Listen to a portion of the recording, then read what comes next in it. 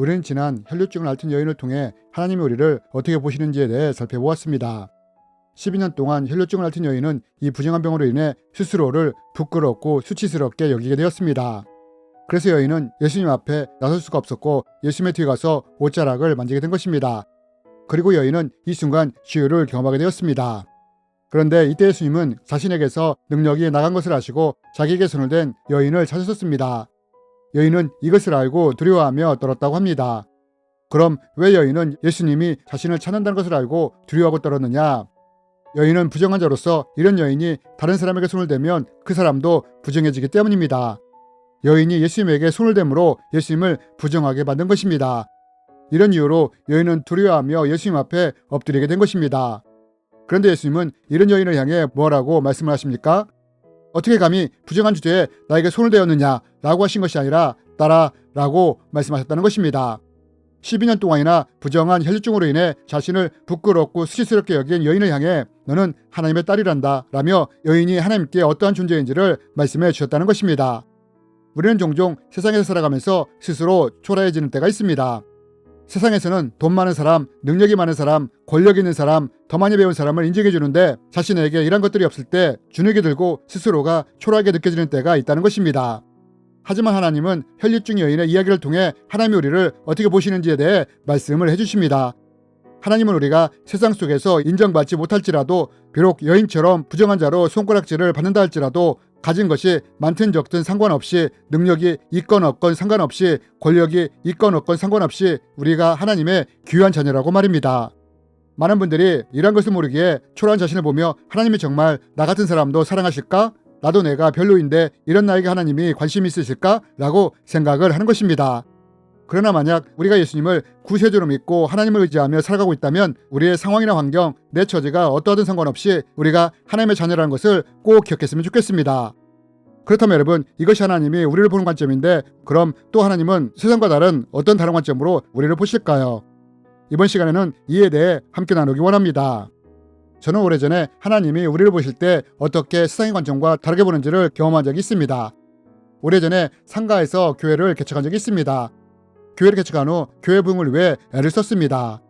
거리에 나가 전도도 하고 교회 부흥을 위해 많이 기도하며 금식했습니다. 아마 누구라도 교회를 개척했다면 교회 부흥을 위해 애를 쓸 것입니다.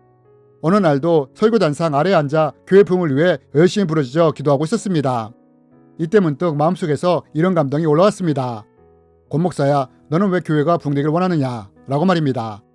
저는 목사가 교회를 개척했으니 교회를 부흥시키는 것이 당연한 의무라고 생각을 했고 또 이것이 하나님 나라를 확장시키는 일이라고 생각을 했습니다. 그런데 기도 중에 갑자기 이런 생각이 올라온 것입니다. 저는 이런 갑작스러운 감동에 기도를 멈추고 곰곰이 생각하기 시작했습니다. 왜 나는 교회가 부흥되길 원하는가? 라고 말입니다. 그러면서 저의 내면 깊은 곳에서 숨어있던 어떤 욕구를 보게 되었습니다. 저의 내면 깊은 곳에서 보았던 첫 번째 욕구는 인정받고 싶은 욕구였습니다. 교회를 빨리 부흥시켜 사람들로부터 인정받고 싶었던 것입니다. 선배나 주위 목사들로부터 역시 권 목사는 능력이 있어 라는 말을 듣고 싶었던 것입니다. 그리고 두 번째는 빨리 부흥시켜 재정적으로 안정되고 싶은 욕구가 있는 것을 보았습니다. 결국 저는 저희 욕구를 채우려고 교회 부흥을 구하고 있었던 것입니다. 그리고 이것을 마치 하나님 나라의 확장을 구하는 것처럼 위장하고 있었던 것입니다. 하나님은 이런 내 중심을 보셨고 왜 너는 교회 부흥을 원하느냐? 라고 물으셨던 것입니다. 저는 그 자리에서 무릎을 꿇었고 하나님께 회개할 수밖에 없었습니다. 그리고 하나님은 달란트 비유에 대한 말씀이 떠오르게 하셨고 하나님이 무엇을 중요하게 보시는지에 대해 깨닫게 하셨습니다. 5달란트 가졌던 종이 5달란트를 남겼을 때 또 2달란트를 가졌던 종이 2달란트를 남겼을 때 주인이 이들에게 뭐라고 말했는지를 통해서 말입니다.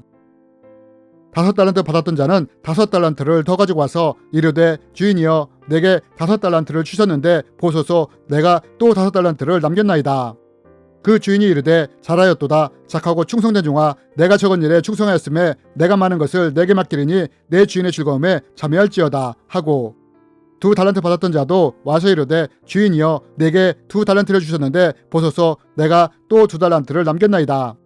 그 주인이 이르되 잘하였도다 착하고 충성된 종아 내가 적은 일에 충성하였음에 내가 많은 것을 내게 맡기리니 내 주인의 즐거움에 참여할지어다 하고 여러분 주인이 이익을 남긴 두 종에게 뭐라고 말을 합니까? 5달란트 남긴 종과 2달란트 남긴 종에게 주인은 한 글자도 틀리지 않게 똑같이 말했다는 것입니다. 착하고 충성된 종아, 내가 적은 일에 충성하였음에 내가 많은 것을 내게 맡기리니 내 주인의 즐거움에 참여할지어다 라고 말입니다. 사실 저는 이 말씀을 여러 차례 읽었었습니다. 그러나 하나님이 이 말씀을 감동으로 주실 때 다시 읽으면서 주인이 토시 하나 틀리지 않게 똑같이 말했다는 것을 이때 알게 되었습니다. 그러면서 아주 중요한 것을 깨닫게 되었습니다. 그것은 하나님은 얼마나 많이 남겼느냐, 얼마나 많이 쌓았느냐, 얼마나 높아졌느냐와 같은 것으로 우리를 보지 않는다는 것을 안 것입니다. 결과가 아니라 자기에게 맡겨진 것에 얼마나 충성하며 최선을 다하느냐를 보신다는 것을 알게 된 것입니다. 사실 저는 이때까지만 해도 교회를 크게 세우고 성도들을 많이 모으면 하나님이 착하고 충성된 종아라고 칭찬해 주실 줄 알았습니다. 그런데 하나님은 5달란트 비유를 통해 하나님은 결과가 아니라 얼마나 맡겨진 것에 최선을 다하고 충성을 다했느냐를 보신다는 것을 알게 된 것입니다. 여러분, 세상에서는 성공한 사람을 인정해 줍니다. 재산이나 돈이 많은 사람을 인정해 줍니다. 능력 많고 높은 지위에 오르거나 권력을 가진 사람을 인정해 줍니다. 그래서 우리도 이렇게 인정받기 위해 성공하고 출세하고 돈을 많이 모으려고 하는지도 모르겠습니다. 하지만 하나님은 이런 세상의 관점으로 우리를 바라보시지 않는다는 것입니다. 하나님께서는 5달란트를 남겼느냐 2달란트를 남겼느냐가 아니라 우리가 살아가면서 맡겨진 것에 얼마나 충성을 다했느냐를 보신다는 것입니다. 비록 내가 세상에서 인정받을 만한 것을 남기지 못했을지라도 하나님을 믿고 의지하며 맡겨진 것에 충성과 최선을 다하는 삶을 살았다면 하나님은 이런 우리를 향해 착하고 충성된 종아 잘하였도다 라고 칭찬하시며 상급을 주신다는 것입니다. 여러분, 혹시 우리 가운데 나한테 내놓을 것이 없는 것을 보면서 하나님이 이런 나 같은 사람도 인정해 주실까? 라고 생각하시는 분이 있습니까? 혹은 저 사람에 비하면 나는 2달란트밖에 없다고 주눅든 생각을 하시는 분이 계십니까? 아니면 삶에서 성공이나 큰 결과를 남기지 못해 자신을 향해 실패한 인생, 보잘것없는 인생이라고 생각하는 분이 있습니까? 여러분, 세상은 2달란트 남긴 사람보다 5달란트 남긴 사람을 더 인정해 줍니다. 성공한 사람을, 많은 권력을 가진 사람을, 돈이 많은 사람을 인정해 줍니다. 그러나 하나님은 이런 세상의 관점으로 우리를 바라보시지 않는다는 것입니다. 내가 무엇을 하든 어디에 있든 상관없이 있는 그곳에서 맡겨진 것에 최선을 다하며 충성을 다한다면 하나님은 결국 이런 우리에게 착하고 충성된 종아라고 말씀하시며 상금을 주신다는 것입니다. 그래서 우리는 나보다 많이 가진 사람, 성공한 사람을 굳이 부러워하며 자신을 자책할 필요가 없는 것입니다. 주눅이 될 필요가 없는 것입니다. 그러므로 여러분 꼭 기억하시기 바랍니다. 세상의 관점으로 자기를 판단함으로 위축되거나 주눅드는 사람이 되지 않기를 바랍니다. 왜냐하면 하나님은 세상의 관점으로 우리를 보시는 것이 아니라 하나님을 향한 우리의 충성을 보시며 또한 우리를 자녀로서 바라보시기 때문입니다. 주님의 이름으로 여러분을 축복합니다.